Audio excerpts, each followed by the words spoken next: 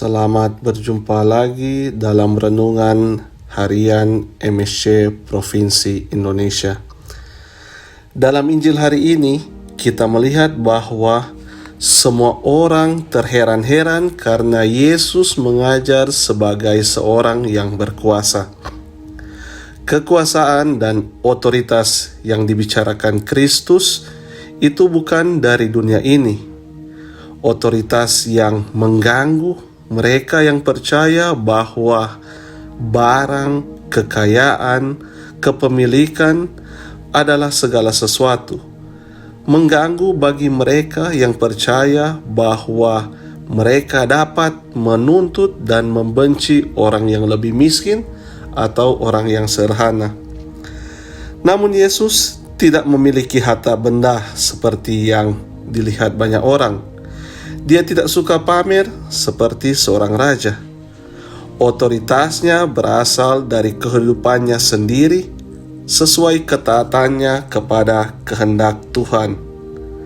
Yesus sendiri berkata kepada murid-muridnya, "Makananku adalah melakukan kehendak Bapa." Kata-kata itu membuat banyak orang bertanya-tanya, otoritas apa yang ia katakan?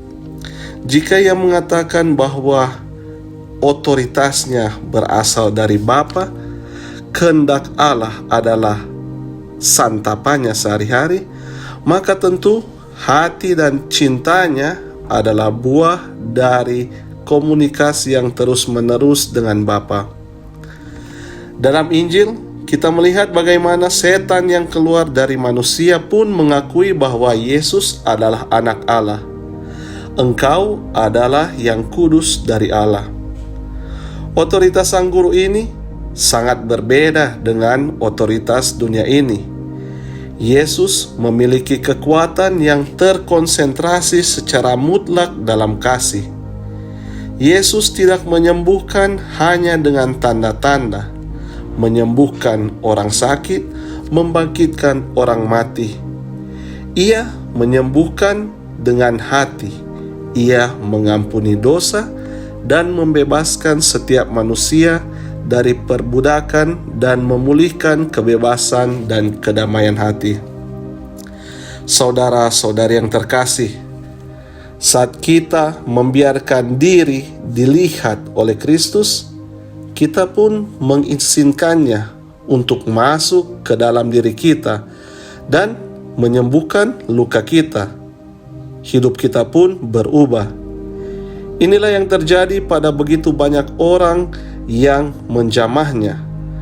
Ada yang melihatnya, ada pula yang memang disapanya secara pribadi. Orang-orang itu membiarkan diri dilihat secara mendalam oleh Yesus. Makanya mereka disembuhkan. Ini adalah buah dari otoritas Yesus. Saudara-saudari yang terkasih, jika kita mengakui bahwa Dia adalah Raja semesta alam, maka kita juga membiarkannya meraja dalam hidup kita masing-masing. Dia ingin berkuasa atas dosa dalam hidup kita, berkuasa atas ketakutan dan kesenjangan kita. Dia ingin mengisi kita dengan cinta dan sukacita, sehingga kita dapat mengasihi orang lain, sebagaimana Allah sendiri mengasihani kita. Oleh sebab itu, ketika Yesus mengusir setan, itu pertanda Ia mengeluarkan hal-hal yang buruk dari diri kita dan mengisinya dengan hal-hal yang baik, yaitu berkat-Nya bagi kita semua. Semoga Tuhan menyertai kita semua.